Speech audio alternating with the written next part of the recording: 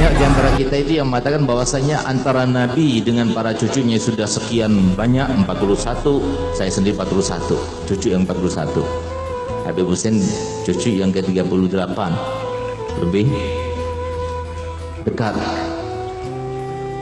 Dan lagi habaib semua yang ada paling dekat sekarang itu 36, jauh sekali. Maka seakan-akan kita katakan, wah masa mungkin sih kebaikan Nabi itu akan sampai kepada mereka.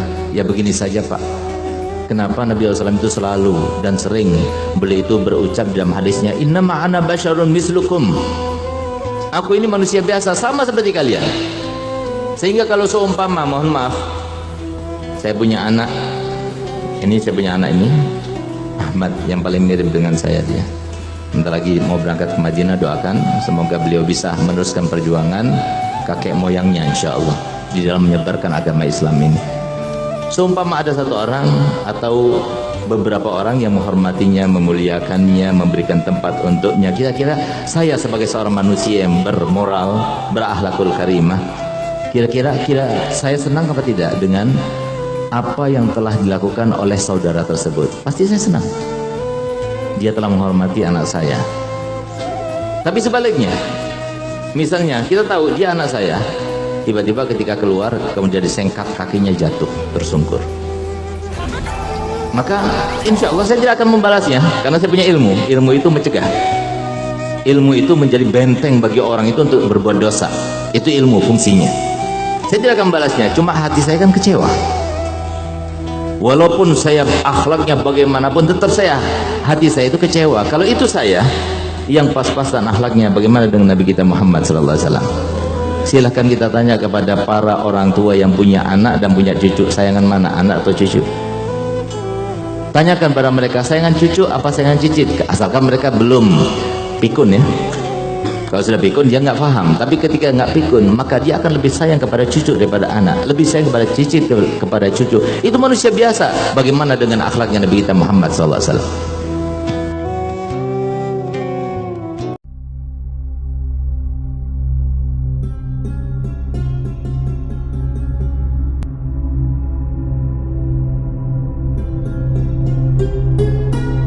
Harta waris itu termasuk harta yang paling panas, harta yang paling cepat ludas, harta yang paling cepat sirna, punah. Kenapa?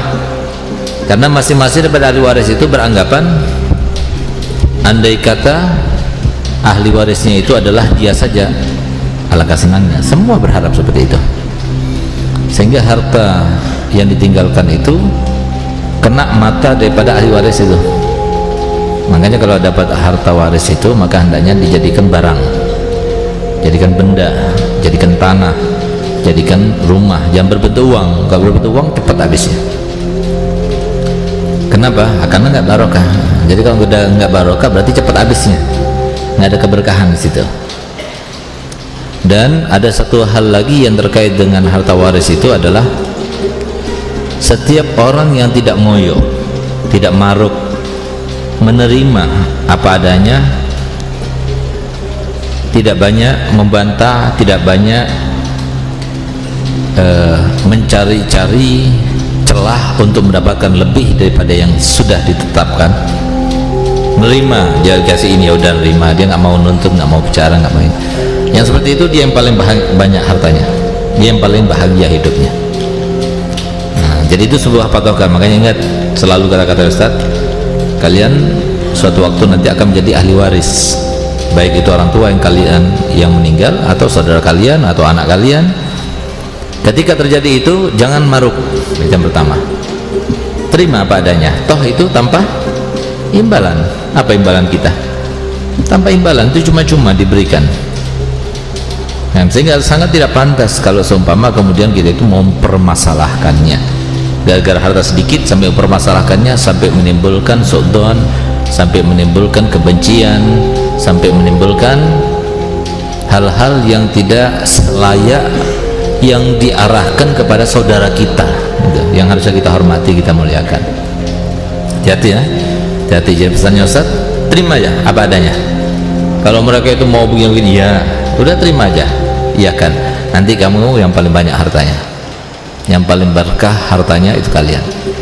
Tapi kalau tidak, lihat orang yang paling maruk, orang yang paling memasalahkan, orang yang paling banyak nuntut, lihat dia yang paling bangkrut, dia paling nggak punya.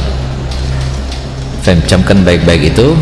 Kita inginkan untuk kalian semuanya itu adalah kebahagiaan dan keberkahan harta kalian.